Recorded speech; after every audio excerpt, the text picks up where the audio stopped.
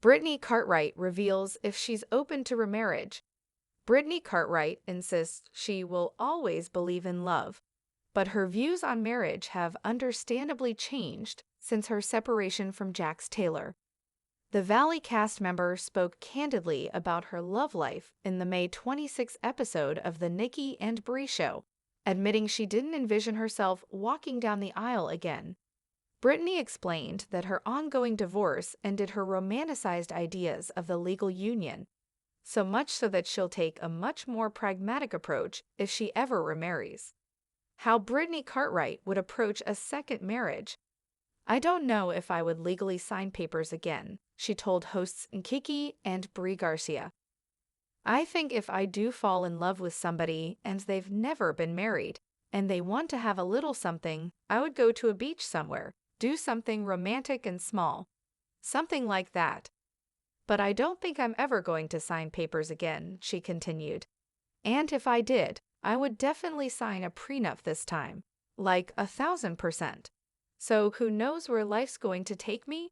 I'm not really sure, but I don't see it happening for me." Brittany Cartwright's divorce from Jax Taylor changed her views on marriage. Brittany made similar comments during her March appearance on the I Do Part 2 podcast, saying she didn't like how her divorce from Jax shifted her perception of marriage. "I was the girl that was like, oh, I'm going to get married in the castle and this and that. That's how I've always been," she said. "I love all of that. Do I think I will ever get married again? I don't know."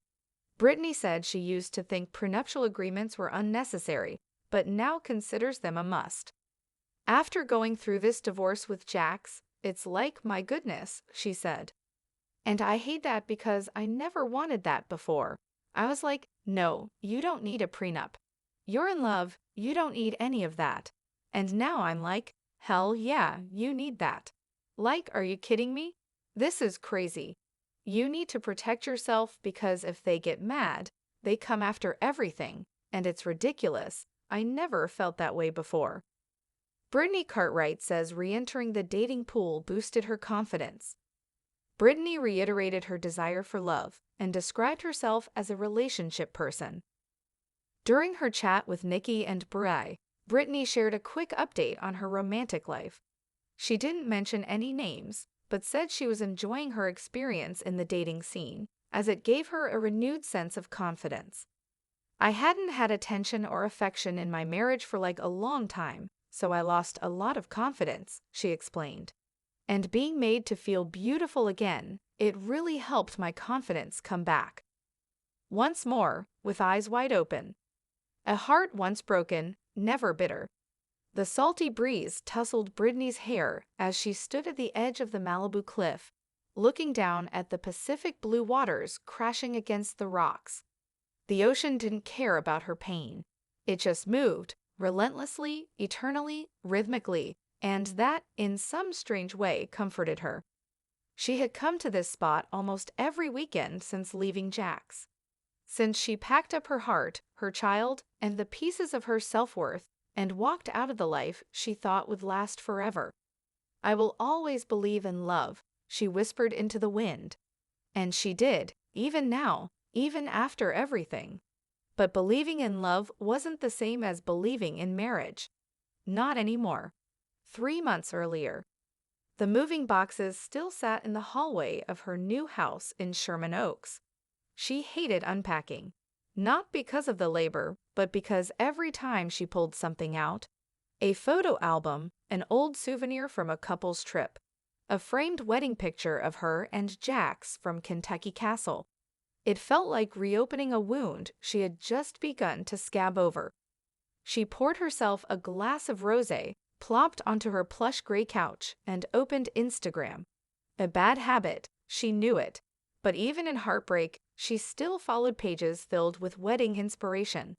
Elopements in the Dolomites, barefoot brides in Tulum, and Pinterest boards for flower crowns and backless gowns. There it was again, the girl who never really left. The girl who once wanted a castle, 100 guests, and a first dance to Tennessee whiskey. But that girl had learned. Love and legality were not the same. I don't think I'm ever going to sign papers again, Brittany admitted to Nikki and Bray, her voice steady but soft. The interview had started out light, a catch-up on her son Cruz, updates from the valley, some silly anecdotes about her new workout obsession.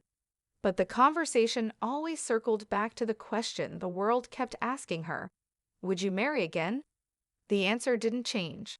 I mean, maybe I'd do something small, romantic, on a beach. Just not with all that legal stuff.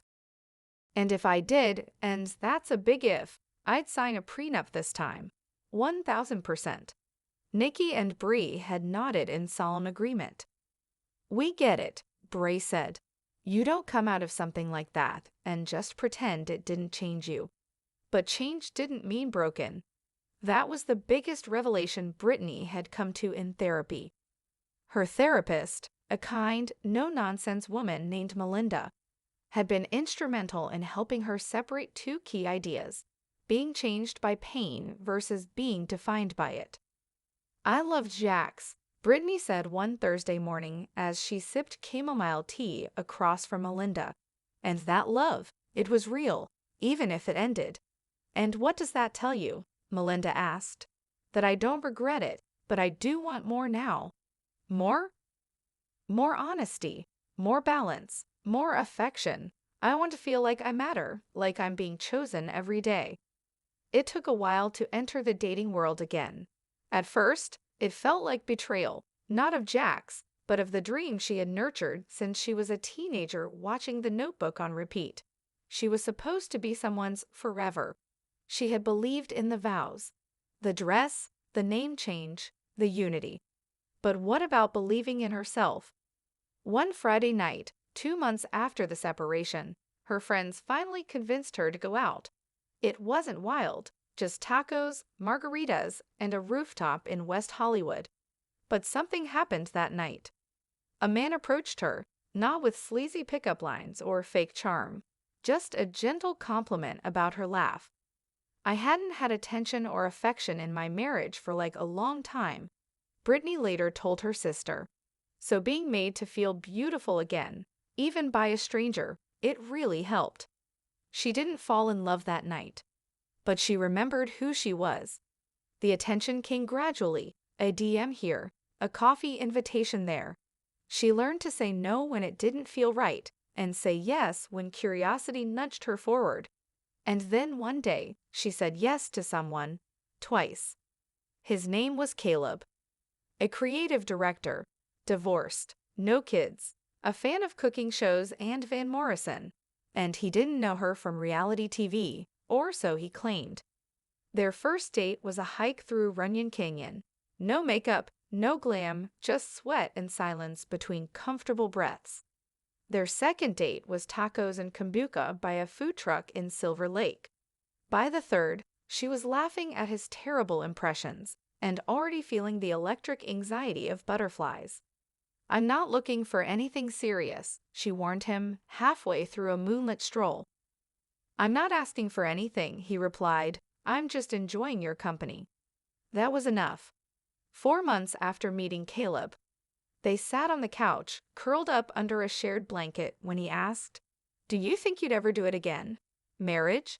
She didn't answer immediately. She looked out the window, into the quiet street beyond. "I don't know," she said. "I think if someone really wanted that, and it meant something to them, I'd consider something small. Maybe barefoot on a beach, like you see in those travel ads. No papers, just a promise. And if I wanted to sign papers," she looked him square in the eyes, "then I'd ask you to sign something first too, a prenup. Because love is sacred, but finances are legal. And I've learned the hard way that the two shouldn't mix without caution." Caleb nodded. Fair. The tabloids began speculating. Of course they did. Brittany Cartwright spotted holding hands with Mystery Man. Is Brittany Cartwright dating again? Inside Brittany Cartwright's new romance, is she ready to say I do again? She hated the noise, but she also knew she had control now, over her story, her voice, her boundaries. She went back on the Nikki and Bree show to set the record straight. I'm just dating, that's it, and I'm happy. And that's more than enough, Nikki said. A year after the separation, Brittany stood once again by the Malibu cliffs. This time, she wasn't alone. Caleb stood beside her, their fingers loosely intertwined.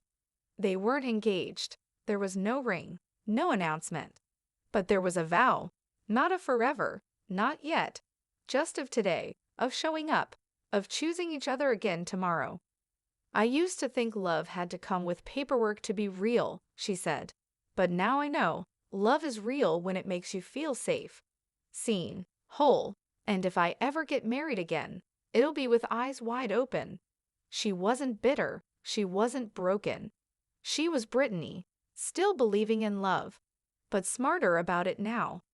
On a rainy afternoon in Kentucky, 2 years later, Brittany and Caleb invited a few friends and family to a private cabin ceremony.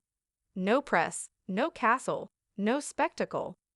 They read handwritten vows barefoot under a cedar arch. There were no legal documents signed that day, but there was commitment, respect, and something sacred in the way they said, "I see you." A celebration followed. Hot cider, candles, laughter, and dancing to old country ballads. It wasn't a wedding,